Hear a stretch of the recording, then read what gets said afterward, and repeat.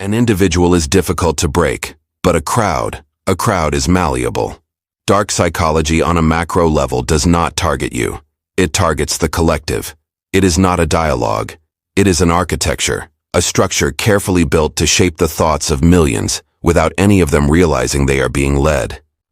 The goal is not to convince reason. The goal is to program the reflex. A lie, if repeated enough, begins to feel like the truth. They are a threat. The future is in danger. Our solution is the only way. The first time you hear it, you are skeptical. The 10th time, it feels familiar. The 100th time, your brain accepts it. This is called the illusory truth effect. It is the fundamental principle of the propaganda machine. The human brain is lazy. It mistakes repetition for truth. Manipulators understand this. They never debate complex points. They create simple, emotional slogans. These slogans act as mental anchors. They are designed to bypass the frontal lobe, the center of critical thinking. They go straight to the amygdala, the center of fear and anger. The repetition is not to inform. It is to condition. It creates a shared reality, even if that reality is built entirely on fiction. When everyone around you repeats the same thing, not believing it requires immense mental effort. Most people will choose the easier path. They choose consensus. But repetition alone is not enough. To control a population, you cannot let them unite. A unified group is uncontrollable. You must divide them, divide and conquer. This is the oldest strategy in the book. The process begins by amplifying small differences: religion, geography, income, political views. The manipulator picks a dividing line and digs it into a chasm. They create an us and a them. Us, the common people, the patriots, the hard-working, and them, the others, the lazy, the dangerous, the ones threatening our way of life. The creation of an external enemy, or an internal one, is essential.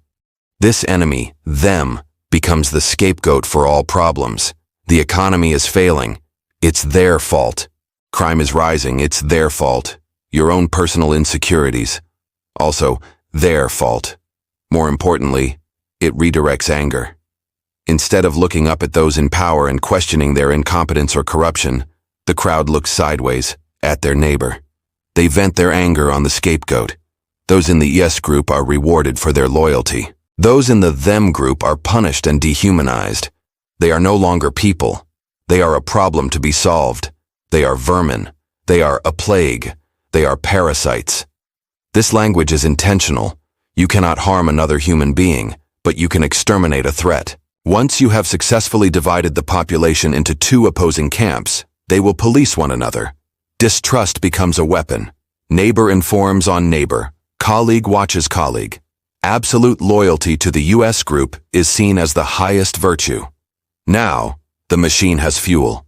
The engine burns the most potent human emotion. Fear. Fear is the ultimate tool. A person who is afraid does not think rationally. A person who is afraid will seek a protector. The manipulator never promises freedom. They promise safety. They never say, "Trust me." They say, "Fear what will happen without me." They amplify the threat they themselves have identified. The news is flooded with stories of danger. Every minor incident is inflated into an existential crisis. They are coming. They are at the gates. If we don't act now, all will be lost. They are trying to erase our culture. They are destroying our values. The manipulator turns existence into an either them or us proposition. There is no gray area, no compromise. When people believe their very existence is on the line, they will accept anything. This is a calculated exchange. The manipulator says, "Give me power, and I will protect you from the enemy I have created." And the crowd, paralyzed by fear, readily accepts. They willingly trade freedom of speech for orderly silence. They willingly trade privacy for the security of surveillance.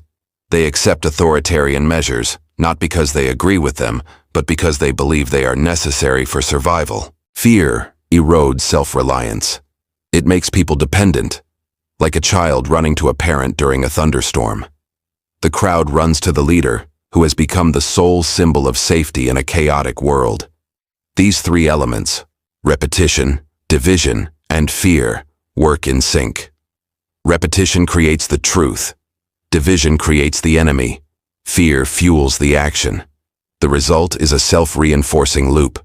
The more afraid the crowd becomes, the more they believe the repeated slogans. The more they believe, the more they hate the designated enemy. The more they hate, the more they need the protector.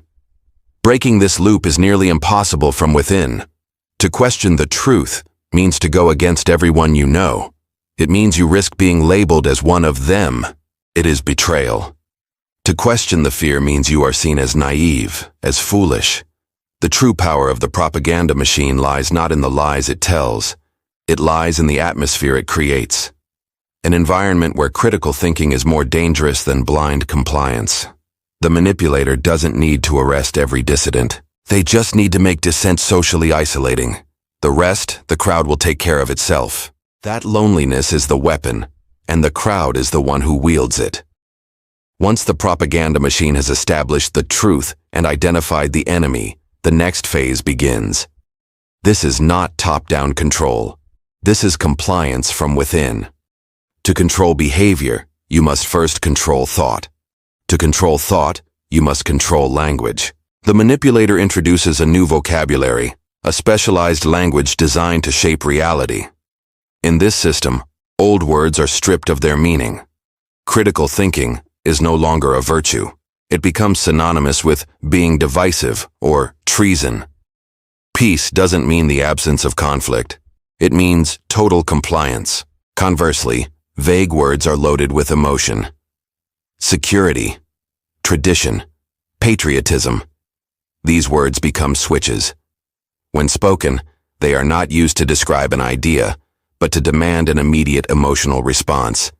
They are used to end a debate, not to start one. Are you questioning our security? This language creates a thought prison. If there are no words to express dissent, then dissent becomes almost impossible to formulate. It also acts as an immediate identifier. If you use this language, you are us. If you hesitate, or worse, if you use the old meaning of the words, you are immediately identified as them. This is when the crowd begins its work. Humans are social creatures. Our greatest fear, sometimes even greater than death, is isolation. To be exiled from the tribe. The machine exploits this primal fear through a mechanism called the spiral of silence. The manipulator uses the media they control to artificially amplify the accepted opinion. They make it seem as if everyone believes it. They show supportive crowds. They post testimonials. They bury all dissenting opinions. This creates an optical illusion of consensus. Those who are actually in the majority, but are silent, begin to believe they are the minority. They look around and see only the silence of those like them and the noise of the opposition. They fear being ridiculed, ostracized, or losing their jobs. So they stay silent. Their silence is mistaken for agreement. This makes the mainstream opinion seem even stronger. The spiral tightens. That forces even more people into silence, erasing themselves from the public square. The crowd now becomes the police. They don't need orders from above. They voluntarily punish those who deviate. They do it on social media. They do it in work meetings. They do it at the dinner table. No one talks like that. Do you really believe that? The pressure to conform becomes unbearable. It is no longer safe to just be silent. To be truly safe, an individual must prove their loyalty. They must engage in what is called virtue signaling. They must publicly demonstrate that they belong to the us group. This is why you see normal people suddenly repeating the most extreme slogans. They are the first to denounce them. They attack the designated enemy with the most aggression. This is often not an expression of belief. It is an expression of fear. They are screaming, "I am one of you. Don't hurt me. Look how much I hate our enemy." The most enthusiastic in the crowd are often not the truest believers. They are the most afraid. They hope that by being the loudest accuser, they will never become the accused. And this leads to the machine's final victory, self-censorship. The manipulator no longer needs to censor you. You censor yourself. Before you speak, you begin to pre-screen your words. You think, is this safe to say? How will others react? Will this be misunderstood? You begin to filter your thoughts, not based on whether they are true or false, but on whether they are socially acceptable. You become the warden of your own mind. At this point, the entire ecosystem is poisoned. The propaganda machine has succeeded in destroying its ultimate target. Truth. In this environment, objective truth ceases to exist. It is no longer relevant. There is only our truth and their lies. The debate is no longer about facts. It is about loyalty. Everything becomes a loyalty test. Everything is binarized. You are good or you are evil. You are a friend or you are an enemy. You are not with us, which means you are actively against us. There is no room for complexity, no room for nuance, no room for the question, wait a minute, isn't it a bit more complicated than that? Neutrality is impossible. Silence is seen as complicity with the enemy. The machine no longer needs a central leader to pull the levers. It has become self-perpetuating. The crowd, driven by controlled language, the fear of isolation, and the desperate need to signal compliance, now regulates itself. It hunts its own members, purging anyone who shows the slightest sign of individuality. The manipulator merely needs to sit back and watch the machine they created consume itself. A self-perpetuating machine has no off switch. It only has a flywheel. Once spinning, it can only go faster or shatter. Peace is its enemy. Normalcy starves it. The propaganda machine, once it has consumed its external enemies, must turn inward. It requires conflict to survive. Hate and fear are not byproducts. They are the fuel. When the them group has been defeated, silenced, or assimilated, a dangerous question arises in the crowd's subconscious. What now? The us group's solidarity was built on being against something. Without that something, the solidarity dissolves. The manipulator understands this. They cannot let the machine stop, so they provide it with a new kind of fuel. Purity. The hunt for the external enemy ends. The internal purge begins. The new enemy is not the person across the border. The new enemy is the neighbor who isn't enthusiastic enough, the colleague who asked the wrong question, the soldier who fought for the revolution but now clings to old ideas. The standard for loyalty is raised to an impossible level. What was considered patriotism yesterday is suspect today. What is orthodox today may be treason tomorrow. The crowd, already trained to hunt for deviation, now becomes paranoid. They begin to turn on each other. Loyalty is no longer enough. Proof of ideological purity is required. People race to prove they are purer than the person next to them. This is where the psychology of the crowd becomes truly dangerous. It's not just fear, as it was in the virtue signaling phase. It is intoxication with power. An individual, otherwise weak and anonymous, suddenly realizes that by joining the purging crowd, they have the power of life and death over others. This power is anonymous. The crowd is a great mask, hiding all personal responsibility. When they act, they aren't just part of the purge, they are the purge.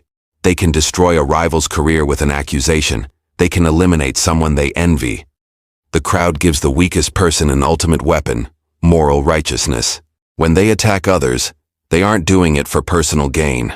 At least that's what they tell themselves. They are doing it for the greater good. They are cleansing society. They are protecting the values. Cruelty is disguised as virtue. In this environment, logic collapses completely. The machine demands its members accept absolute contradictions. This is doublethink. To believe that we are fighting for peace while waging perpetual war. To believe we are promoting freedom while building a prison. To believe the leader is the most humble of men while worshiping him as a god. Holding these two conflicting ideas at once is not a mistake. It is a requirement. It is the final test of submission. It is a deliberate act of ego destruction. The manipulator doesn't just want you to lie. He wants you to believe the lie. He wants you to destroy your own ability to tell true from false as proof of your loyalty. If you can be forced to believe in a clear absurdity that 2 + 2 = 5, then the manipulator owns you completely. Because you have voluntarily surrendered your last line of defense. You have admitted that reality is whatever the manipulator orders it to be. You have been hollowed out. But humans are not designed to live this way.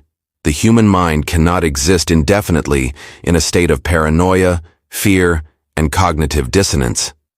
This constant tension causes a fracture. The machine begins to produce its most toxic byproduct: exhaustion. This is the stage of apathy, a total spiritual burnout. Not physical fatigue, but a deep, systemic weariness. People stop caring. They still clap at the right moments. They still repeat the slogans. But inside, they are empty. They no longer believe the slogans, but they no longer believe in anything else either. They have seen too many heroes turned into traitors. They have heard too many truths replaced by new truths. The most dangerous consequence: social trust, the very glue that holds civilization together, is completely dissolved. Everyone is alone, even when they are standing in a crowd. You cannot trust your neighbor, because they might report you. You cannot trust your friends, because they might be testing you. You cannot even trust your family. Children are encouraged to report their parents. Such an exhausted and fragmented population is not a failure of the machine. It is its ultimate victory. Enthusiastic compliance is difficult to maintain and is dangerous. A fanatic crowd can turn on its master. But a population that is apathetic, exhausted, and atomized, they are perfectly predictable. They no longer hope for a better future, but they also have no energy left to fight for one. They will never revolt. They will never question. They will just follow the path of least resistance. They will accept anything, as long as it promises a little stability, a little rest from the relentless chaos. The machine has succeeded. It has broken the collective will. It no longer needs to scream. A whisper is enough. Society sinks into a silent, tired state where nothing is true and nothing matters. And yet, in this absolute silence, in this emptiness, something dangerous to the machine begins to germinate. When a person has nothing left to lose, they also have nothing left to fear. Apathy is a swamp, but it is also the shell that protects the last seeds of truth. That truth is not a grand ideology. It is not a complex doctrine. It is something small, primal, and undeniable. It is the moment a person looks at the slogan "productivity is soaring," and then looks at their empty bowl. And for the first time, they decide to believe the bowl. The propaganda machine can bend social perception. It can rewrite history. It can redefine patriotism, but it is remarkably bad at bending immediate physical reality. It cannot convince a cold person that they are warm. It cannot convince a person in pain that they are happy. At least, not forever. The exhaustion and apathy, the toxic byproducts of the machine itself, have done a strange thing. They have broken the people's emotional connection to the system. They no longer have the energy to hate. They no longer have the strength to fear. All they have left is observation. They have stopped participating in the play. They are just watching. This is the manipulator's most dangerous enemy, not the dissident screaming in the street. That person can be arrested, labeled as them. The most dangerous enemy is the silent, observing crowd that has stopped believing. When belief vanishes, the machine loses its power. A slogan shouted by 1,000,000 believers is a world-changing force. That same slogan, repeated by 1,000,000 empty shells, is just noise. It is a meaningless ritual. The play becomes a farce. The machine senses this. It senses the silence beneath the applause. It senses the emptiness behind the cheers.